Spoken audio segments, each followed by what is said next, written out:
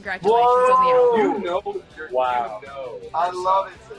One call me the Australian Nardwuar, so you're welcome back anytime. I love it. So could you tell me that it's over? Tell me that it's over. Tell me that it's over now. Wallows, how we doing? You're on your tour bus. Baller. We're here. The tour's officially kicked off. How's it feeling? How's it? Are you guys match fit? Are we what? Match fit? Yeah. Of course, touring's like taxing on the physical body. Are you guys up to the task? Oh, match fit. Yeah. I mean, You know what I mean? I think so. I mean, we're trying to like eat better, sleep longer. Helpful. Go for walks and stuff. I think so. Playing lots of video games. Oh yeah. Yeah. Bit of Animal Crossing. Bit of Tony Hawk Underground. Bit of Yahtzee. Hey, you know your research. You know your stuff. A little bit of That's what you get. Mario Party. It's a good choice. So, That's a there you good choice. It's been quite the history if we look back on the journey of Wallows. Dylan and Braeden, you guys kind of met when you were 8. I might be wrong here, but your mums met online or something? And then, is that right? And then around 10 or 11, you started making music. Then Cole, you met up with the boys that joined the band competition. There's a lot of sliding doors moments where, like, had you not gone along to that competition, had your parents not met online, this would never have happened. Do you ever wonder, like, what would have happened? I mean, it goes. I mean, it's even if Dylan and I didn't move from our respective states in the United States. I mean, I moved from Ohio, you moved from Indiana to California. Like, I think that's when we were very young. So I think, it's a lot of, what would reality be if that didn't happen? Though It's so weird. The universe just kind of just always I don't know. It's weird. It's insane. Yeah, I don't know what would be happening. It's also cool pretty unique for a band that started so young to still be together and have progressed to sound together. Do you ever get those moments on stage where you kind of look at each other and you're like, far out, I remember when we were 10, like, this is crazy. Yeah, yesterday on the drums, or Dylan was on the drums, I was on guitar. We were playing through like our old songs we wrote when we were like 14, just for fun, and it's just always funny. It's like, oh shit, playing kids on the street, and here we are. And here we are today. So yeah, spaceship in space. literally. Yeah, totally. That's a far way. Yeah, so you kind of mentioned it that you all moved to Los Angeles. Do you feel like that's played a large part in your minutiae as well? Like that rise and grind atmosphere of Los Angeles? I always wonder what would have happened if I was a Los Angeles kid rather than a Brisbane and Australia kid, Right. I mean, I don't know what you think. I don't think it's played much role into the overall songwriting, because a lot of the songs was written like in my room or Cole's, like it's like a room. I guess you could place that anywhere, because but then again, I guess you're influenced by where you live, obviously. But I also felt like a Midwestern kid for a long time, so it was just like this. I mean, not like literally, but if we're saying like, I just kind of felt like I was living in a place versus like the place was like Living in you. Yeah. Okay. But LA's great. I love LA. Yeah. I think it probably does influence our songwriting, because you get a lot more vitamins from the sun, and I'm sure you get vitamins there. But Yeah, totally. I live in Australia. There's a lot of vitamin D over in Australia. We're underneath a hole in the ozone. Trust me. Yeah. Sunburn Too is my much. second language. Yeah. right. All right, well, let's talk about the Sophomore album, Tell Me That It's Over. I feel like this one obviously would have been kind of like ironing out the processes for Wallows, really redefining what the DNA of the band is. Do you feel like there's a song on the record that's indicative of the direction of Wallows? I don't think so. On this album? Yeah. Like for the next direction? Yeah, I don't think so. I feel like we're kind of, now that this record's out, I mean, we obviously love it and it's still fresh. So I'm saying this sort of like speaking a little bit too soon, but I think that we are inspired by new stuff all the time. And we kind of are already imagining sort of a different approach to making our next record. Yeah. You know what I mean? Mm-hmm. Am I wrong in saying that? Yeah, we are. Yeah. So we're there already songs- on to the next one. I was going to say, were there songs on this record that were written for remote that you felt like had to live in a fuller world of an album? There Or were are songs these that were all written- kind of like you cut it flat and then started from scratch again? There were songs that were written in the same time during some of the songs that were started to be written for remote. Like the remote songs, a lot of those ideas, most of those ideas were all of them were taken from not writing for a specific project of mine. It was from random writing sessions and things like that. And when COVID hit, we were all separated, quarantine and stuff. We were like, why don't we take some of these unfinished ideas that otherwise might not find a home, write them and flesh them out right now, record them totally separately, and put out this weird little quarantine project.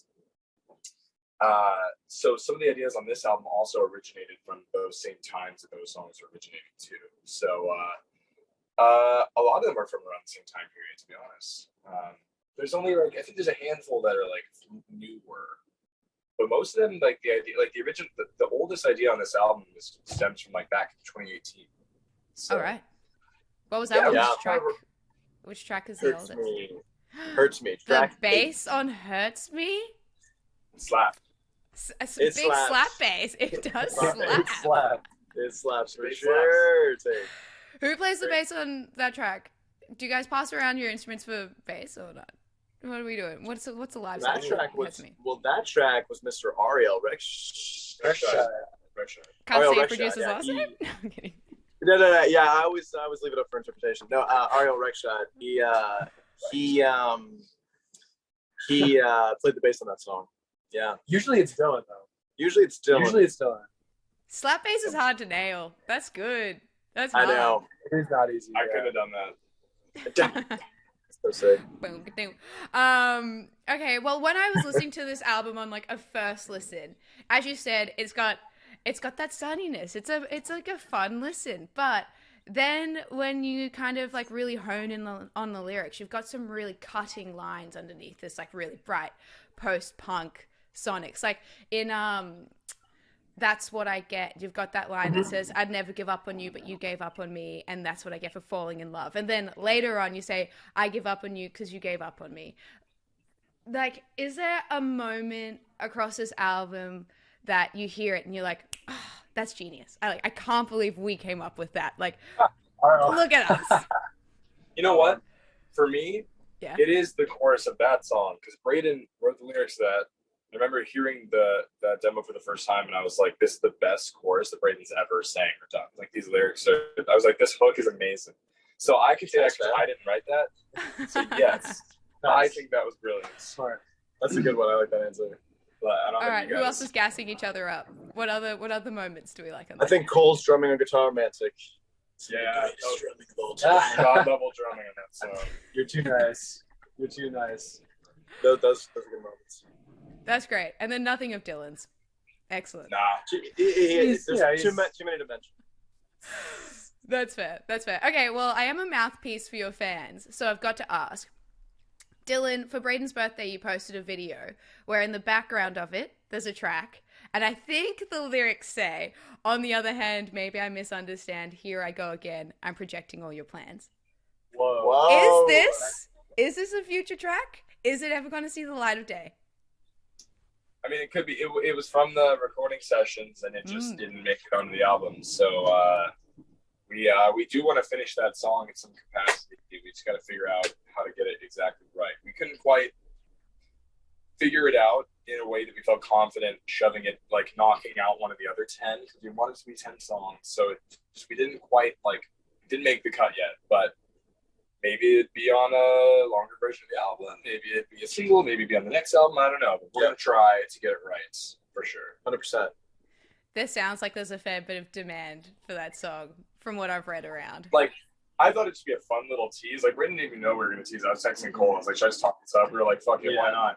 And then now it's like all I see is, where's that song? And so it's like, oh shit, I didn't get it.